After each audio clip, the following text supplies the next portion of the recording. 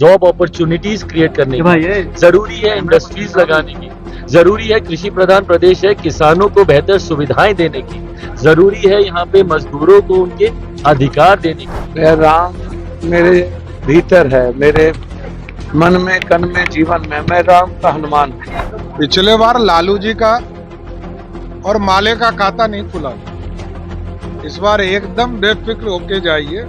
इंडी गठबंधन के किसी भी पार्टी का एक भी खाता नहीं खुलने वाला, इंक्लूडिंग नीतीश कुमार जी की पार्टी जनता दल यूनाइटेड। राम ने कहा है कि तुम सबरी का काम करो।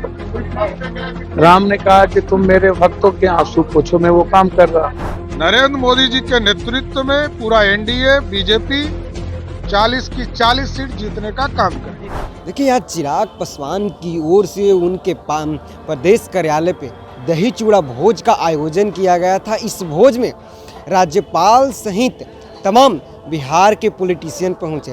आपको बता दें कि पप्पू यादव, सम्राट चौधरी, विजय सिन्हा, पूर्व सांसद अरुण कुमार, तमाम जितने भी बिहार के दिग्गज पॉलिटिशियन हैं, सब चिराग के दरबार में पहुंचे। उसको बाद आगामी लोकसभा चुनाव को लेकर क्या मंथन हुआ, पहले चिराग को सुनिए और उनके बाद एक नेता को सुनिए क्या कुछ बोल रहे हैं। जरूरी है रोजगार, जॉब अपॉर्चुनिटीज क्रिएट करने की, जरूरी है इंडस्ट्रीज लगाने की, जरूरी है कृषि प्रधान प्रदेश है किसानों को बेहतर सुविधाएं देने की, जरूरी है यहाँ पे मजदूरों को उनके अधिकार देने की, जो न्यूनतम वेतन का हम लोग जिक्र करते हैं, या जितना भी ऐसे मजदूर हैं जो कि अनऑर्गेनाइज सेक्टर में हैं, उनको किस तरीके से सरकारी योजनाओं के साथ जोड़ा जाए, इस दिशा में चर्चा करने की जरूरत है, ना कि ये रेवड़ियां बांटकर इससे किसी का भला नहीं। लेकिन रैंडमली देने की बात कर रहे हैं, क्या सही होगा रैंडमली देना? भाई रैंडमली का आधार क्या है ये तो सरकार ही बताएगी, पर इस सरकार ने आज तक किसी चीज का आधार तो बताया नहीं। जातीय जनगणना कर ली, जाइए इनके कार्यकर्ता भूल जाइए, इनके मंत्री से पूछिए कि जातीय जनगणना का रोड मैप क्या था, किस आधार पर वो जातीय जनगणना की गई, किसी को नहीं पता कि इनकी योजनाओं का आधार क्या होता है। ऐसे में रैंडमली करेंगे तो ये बैकडोर चैनल खोल, जिस तरीके से सरकारी नौकरियों में बैकडोर खोले जाते हैं कि भैया जो सही में जो काबिल होते हैं उनको तो नौकरी नहीं मिलती, पर जिनके पास मंत्री की पैरवी होती है, या जिनके पास रिश्वत देने के पैसे होते हैं, या जिनके पास कोई और पैरवी होती है, उनको जरूर नौकरी मिल जाती है। पर ऐसे काबिल लोग आज भी बिना नौकरी के हैं, और ऐसे लोग सरकारी नौकरी में चले जाते हैं जो कि कतई उस पद के काबिल नहीं है। नहीं, स्वाभाविक है, ये हमारी परंपरा भी है, संस्कृति भी है, और हम लोग एक दूसरे के यहाँ जाने का भी काम दही चूड़ा में करते हैं। और चिराग पासवान जी ने आज दही चूड़ा का सभी लोगों को आमंत्रण दिया, सभी लोग यहाँ पर आए।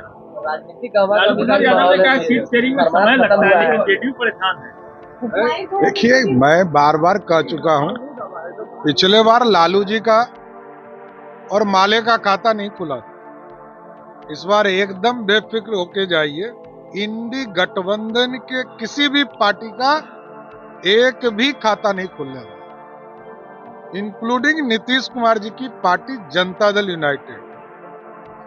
एकदम स्पष्ट तौर पर बिहार की जनता मन बना चुकी है। नरेंद्र मोदी जी के नेतृत्व में पूरा एनडीए बीजेपी 40 की 40 सीट जीतने का काम कर। जीतन रामांझी ने नीतीश कुमार के पलटी मारने की आशंका जताई, कहा कि पलटी मार सकते हैं। जीतन राम मांझी जी बिहार के पूर्व मुख्यमंत्री रहे हैं, उनका अनुभव लंबा रहा है।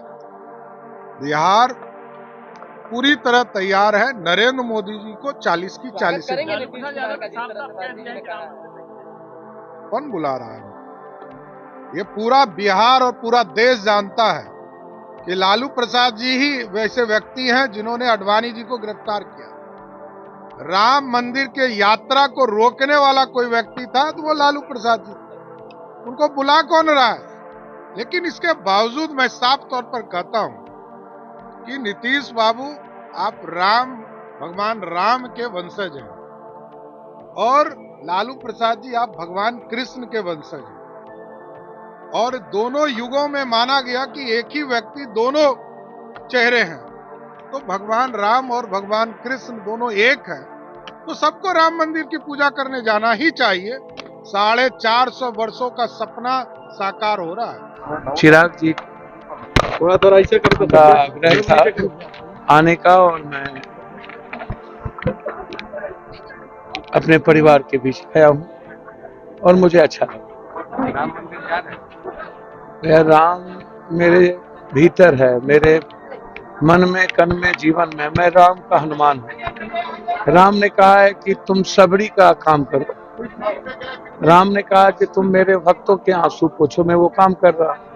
राम ने कहा कि तुम मेरे भक्तों के पास जो गरीब लोग हैं उसकी मदद करो, मैं उसका काम कर रहा हूँ।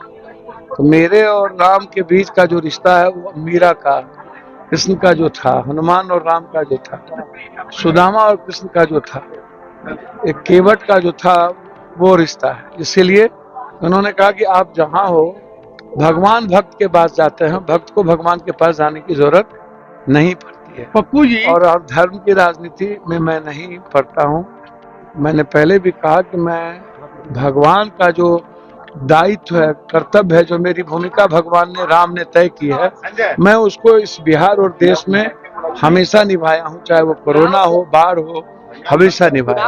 पप्पू जी कहा जा रहा है कि नीतीश कुमार की आपने नींद खराब कर दी है, अलग राज्य की मांग करके कहीं। देखिए, मैं एक बात बहुत क्लियर हूँ, कोसी सीमांचल मिथिलांचल को हमेशा अब अपेक्षा की दृष्टि से जिसकी भी सरकार बनती है, बिना कोसी सीमांचल मिथिलांचल के सहयोग से नहीं बनी है। जिसके सत्ता बनी है, सबसे ज्यादा विधायक उन्हीं के रहे हैं। और आप हमें स्पेशल स्टेटस की बात करते हैं, आप हमें देते नहीं हैं।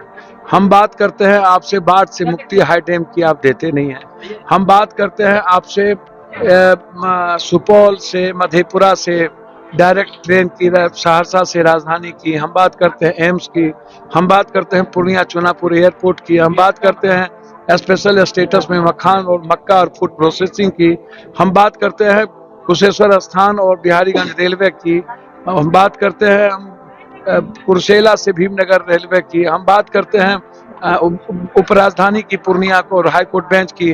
तो आप कहीं भी, आप उत्तर प्रदेश में 17 आप एयरपोर्ट दे दिया, बिहार में आपने चुनापुर भागलपुर क्यों नहीं? हम आपसे जानना चाहते हैं जयनगर क्यों नहीं? जितनी रेलवे हम ले गए, जितना एनएच, उसके बाद एनएच आपने क्यों नहीं दिया? बिहार को अभी तक 6 लेन आपने क्यों नहीं दिया, क्यों नहीं बनाया? तो इसीलिए यदि आप स्पेशल स्टेटस नहीं देंगे तो हमारी लड़ाई तो आर पार की शुरू हो चुकी है। और 3 मार्च को हमारी रैली होगी रंगभूमि मैदान में 5 लाख, और 3 मार्च के बाद हम आगे बढ़ेंगे। और मैं आपको बता दूं, तेलंगाना हो या गुज्जर आंदोलन या मीना आंदोलन या जाट आंदोलन, उस आंदोलन से कई अरब गुना ज्यादा बड़े आंदोलन होगी। तो आपने सुन लिया, सकरात हुए 2 से 3 दिन हो गए हैं, लेकिन बिहार में जो अभी पॉलिटिशियन का सकरात है चल रही है। तमाम जो नेता हैं, बीजेपी के कहें चाहे पप्पू यादव कहें, तमाम आज चिराग के दरबार में पहुंचे, सब ने चूड़ा दही का आनंद लिया और आगामी लोकसभा चुनाव को लेकर मंथन जरूर किया है। लेकिन जब मीडिया ने चिराग पासवान से सवाल किया तो उन्होंने नीतीश कुमार को क्रिटिसाइज करते हुए कहा कि बिहार में अगर रोजगार मिल रही है तो उन्हीं को रोजगार मिल रही है जिनका मंत्री से पैरवी है। उन्होंने कहा कि आने के लिए दरवाज़ा खुला है तो जाने बैक डोर भी खुला है, यानी कि आगे से जो नौकरी आ रही है लेकिन पीछे से भी बैक डोर से भी नौकरी हो रही है, यानी कि कहीं ना कहीं पैरवी वाले को नौकरी हो रही है। आपने सुना होगा, एक के बाद एक करके हम नेताओं के सुनवाए, पप्पू यादव हो गए, सम्राट चौधरी, तमाम वो विजुअल भी देखे होंगे किस तरह तमाम वो जो नेता थे एक रो में बैठे हुए थे। बहरहाल इस खबर में इतना ही। बने रहिए चौकस भारत न्यूज़ के साथ। धन्यवाद।